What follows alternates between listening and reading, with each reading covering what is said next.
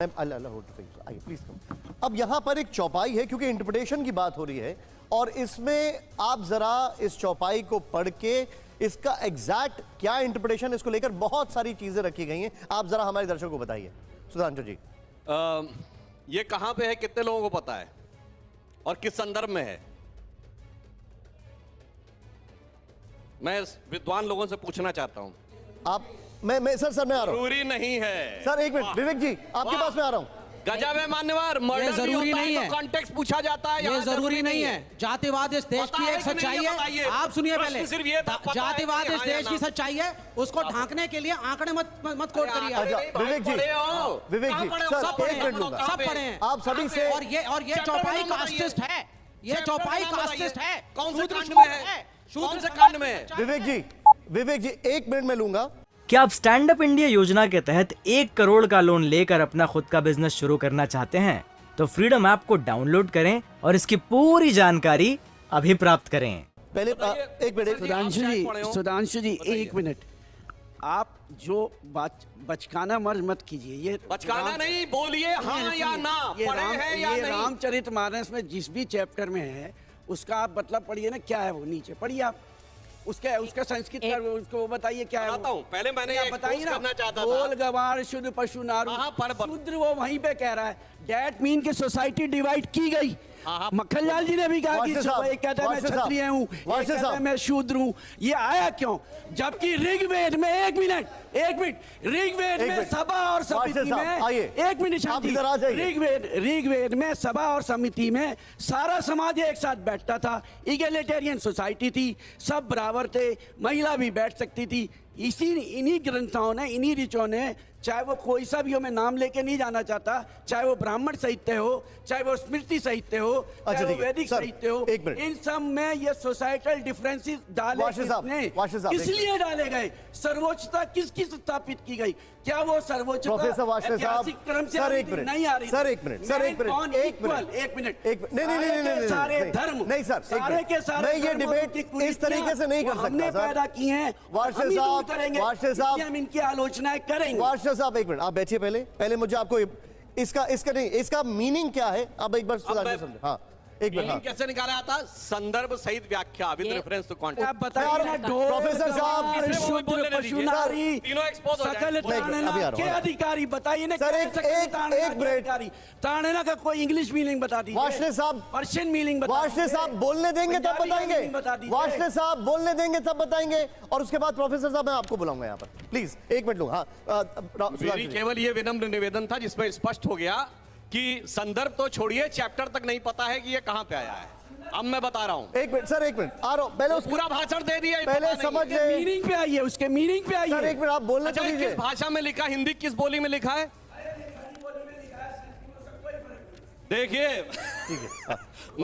हम इसकी कहने से पहले हम इसको पढ़ते हैं और इसको डिफाइन करते हैं। नहीं आप जो है वैदिक साहित्य और वैदिक व्याकरण और गैर वैदिक व्याकरण में मत जाइए। आप बताइए कि क्या सोसाइटी में डिवीजन कैसे आया? ऊंच नीच किसने डाली? 1 मिनट, ये बताइए। 1 मिनट सर, बात रामायण की हो रही है। अरे रामायण में डाली हुई है। अरे सर आप चिल्ला क्यों नहीं? पहले 1 मिनट नहीं रामायण में डाली हुई है। आप बैठिए। नहीं, I will not let happen. Professor साहब आपका व्यवहार प्रोफेसर वाला नहीं है। बैठिए 1 मिनट। मेरा आपसे निवेदन है, 20 वर्षों तक मैंने यूनिवर्सिटी में पढ़ाया है, इस तरह की चमरसौंद में नहीं होगी। आप बैठिए नहीं, बैठिए। चलिए एक मौका और। सिविलाइज्ड। अच्छा सर, आप अपने प्रोफेसर साहब पे बात कर रहे हैं, अब बिहेवियर आपका इतना। नहीं, आप बैठिए। अब सुधांशु जी एक मिनट। अच्छे sir 1 minute. Sir please 1 minute. हाँ आइए। अच्छा प्रोफेसर साहब प्लीज आइए, बताइए। वार्षिक साहब, मक्खनलाल जी मैं माफी चाहूंगा आपसे, प्लीज एक बार सुन लीजिए। 1 मिनट आइए। मेरा सवाल ये है कि ये जो चौपाई है इसका क्या मतलब है? मैं पहले जैसे मैंने बताया, हमारे तीनों विद्वान मित्र, उनको ना ये चैप्टर का नाम पता, ना प्रसंग पता, ना ये पता किस भाषा में लिखी गई है। बस एक शब्द पता है और उसका खड़ी बोली में इंटरप्रिटेशन है, मान्यवर अवधि में लिखी गई है, खड़ी बोली में नहीं। अब मैं बताता हूं, ये लोग जानते हैं किस बिंदु। पहले एक घटना बता दूं, उसके बाद इसका पूरा एक्सप्लेनेशन देता हूं। जो अभी प्रोफेसर मक्खनलाल जी ने उल्लेख किया था, जब श्री राम जन्मभूमि काला विषय इलाहाबाद हाई कोर्ट की लखनऊ बेंच में चल रहा था, तो उन्होंने ये कहा अपने अपने इतिहासकार भी ले आइए। ठीक, दोनों पक्षों से कहा कि अपने इतिहासकार ले आइए। हमारी तरफ से जो इतिहासकार गए उसमें एसपी गुप्ता जी, ग्रोवर जी, हर्ष नारायण जी, देवेंद्र स्वरूप जी थे। उधर से वही सूरज भान, आर.एस. शर्मा, उन लोगों के, वो लोग गए नहीं, उन्होंने अपने रिप्रेजेंटेटिव भेजे।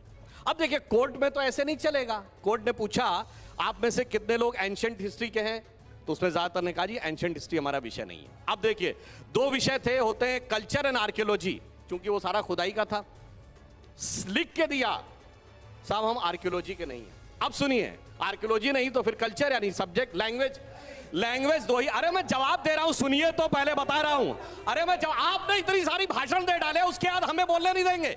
अरे आप कहां पहुंच गए, पहले आप ये तो पहुंचे तो मैं जवाब दे रहा हूं। सर इसका तरीका में बहस करने का, अगर ऐसे बेहुदे ढंग से बहस करनी है तो आप वहां से यहां विषय को डाइवर्ट करके कुछ भी बोलेंगे। अरे मैं कोर्ट की प्रोसीडिंग कोर्ट मैं आप सबके पास आऊंगा, आप सबके पास आऊंगा। आप पहले उसका इंटरप्रिटेशन एक बार सुन लीजिए, वो पहले स्टार्टिंग में जो बता रहे हैं सुन लीजिए, फिर मैं आपके पास आऊंगा। मैं आऊंगा। उसके बाद सारे के सारे डॉक्यूमेंट्स दो ही भाषाओं में थे, संस्कृत और फारसी, और इन लोगों ने लिख के दी, ना इन्हें फारसी आती ना संस्कृत आती है। यानी ना लिखाई जानते थे ना खुदाई जानते थे, और दावा ये था सारी खुदाई जानते थे। अब जो खुदाई जानते हैं मैं बताता हूं, ये सुंदरकांड में है। कहां पे है? जहां पर समुद्र के सामने भगवान राम बैठते हैं और 3 दिन तक वो समुद्र की प्रार्थना करते हैं, और जब समुद्र नहीं रास्ता देता है तो वो उठ के खड़े होते हैं, और जब अपना शर संधान करते हैं तो समुद्र प्रकट होकर ये कह रहा है, प्रभु भली कीन सीख मोहि दीनी, मर्यादा प्रभु तुमरी दीनी। हे प्रभु आप ही ने यह मर्यादा दी है, समुद्र किसी के लिए रास्ता नहीं छोड़ता, हमारे ही धर्मग्रंथ में रास्ता नहीं छोड़ता, दूसरे धर्मग्रंथों में छोड़ दिया था समुद्र ने रास्ता, सिर्फ हमारे यहां नहीं छोड़ता। तो वो क्या कहेगा कि मेरे को मारो, वो कहेगा मेरे को मारो, जाके जब प्रकट होगा वो कहेगा नहीं, हमारे को गौर से देखिए मेरी बात को कि मैंने रास्ता नहीं छोड़ता। अन्यथा मैं आपको कहना चाहता हूं, बड़ा हिंदी में खड़ी बोली में सामान्य वर्ड है, अरे कुछ नहीं करता है, आने जाने वाले लोगों को ताड़ता रहता है, मतलब पीटता है। हिंदी का फेमस गाना है, नंग धड़ंग बरंग किसी को दूरबीन से ताड़ के देने वाला, जब भी देता देता छप्पर फाड़ के, मतलब ताड़ के मतलब मारता है क्या, मतलब भाषा नहीं पता, अवधि भाषा में ताड़ने का अर्थ है गौर से देखना। सर एक मिनट, बड़े सुविधा की राजनीति कर रहे हैं वाली बात पे। आप जो बात आपने जो समुद्र, वाशे साहब आप सुन लीजिए, इंजीनियर हो वाशे साहब, नहीं दिस इज नॉट अलाउड, नहीं I will not accept this. Washe साहब आप उसका इंटरप्रिटेशन पहले होने दीजिए फिर बोलिए। आप बार बार बीच में इंटरप्ट कर रहे हैं, आपके बाकी पैनलिस्ट नहीं बोल पा रहे हैं। No this is not allowed, आप रुक जाइए। और क्या कर रहे हैं वो? अरे भाई क्या इंटरप्रिटेशन, ना चैप्टर पता, ना लैंग्वेज पता, ना रेफरेंस पता, ना लैंग्वेज पता, और आके भाषण देने लगते हैं रेफरेंस की बात करो। मैं इसके बाद प्रोफेसर का आचरण है। मैं डॉक्टर साहब के पास आऊंगा, मेरे साथ एक और डॉक्टर साहब है जेएनयू के, उनके पास। प्रोफेसर साहब आप इस समय प्रोफेसर की तरह नहीं, एक उद्दंड छात्र की तरह आचरण कर रहे हैं।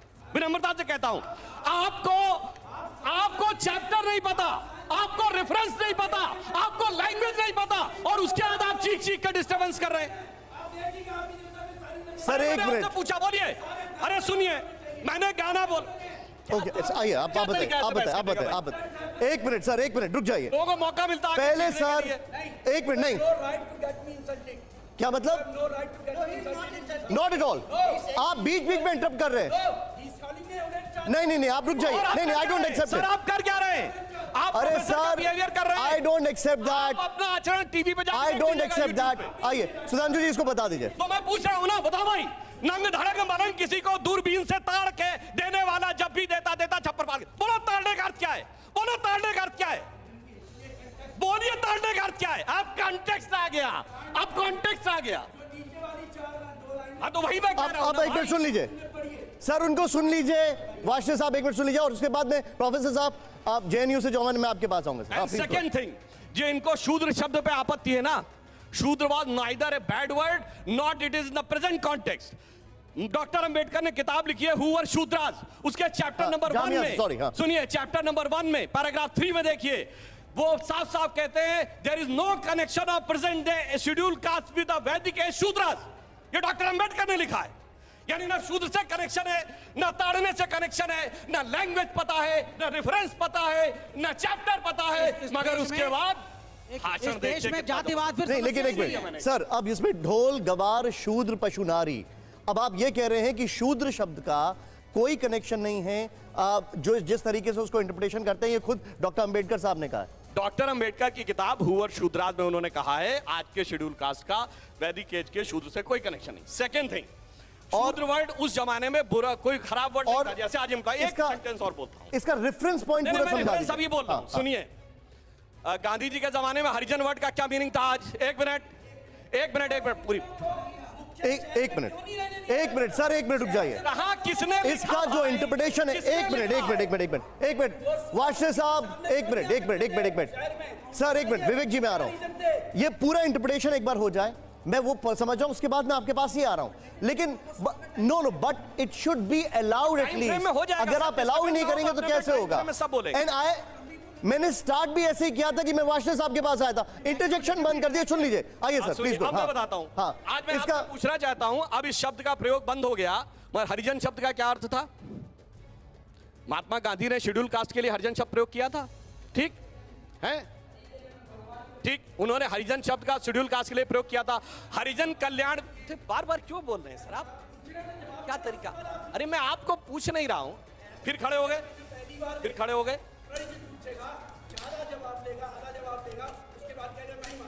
सर आप बैठिए, आप अरविंद जी आप इधर आइए, मेरे पास माइक है, आप आइए, आप मेरे साथ आइए। परिभाषा दीजिए, आइए, ऐसा नहीं होगा, वो उनको इंटरप्रेट करने दीजिए, फिर आप आइए मेरे साथ, आइए। अच्छा ठीक है, हाँ सुधांशु जी मैं बता रहा हूं, बाकायदा हरिजन कल्याण विभाग भी नाम हुआ करता था, ठीक? अब इसी रामचरितमानस की चौपाई कोट करता हूं, जब हनुमान जी सीता माता के सामने जाते, सीता जी क्या कहती? हरिजन जान प्रीत यति गाढ़ी, सजल नयन पुलकावली बाढ़ी। इसका मतलब उनको हरिजन कह दिया। इसका मतलब आज के हिसाब से आप शेड्यूल कास्ट कहेंगे। मेरे भाई 500 साल पहले कौन सी भाषा थी, कौन सा वर्ड था, किस रेफरेंस कॉन्टेक्स्ट में देखो, अपने मन से जो मन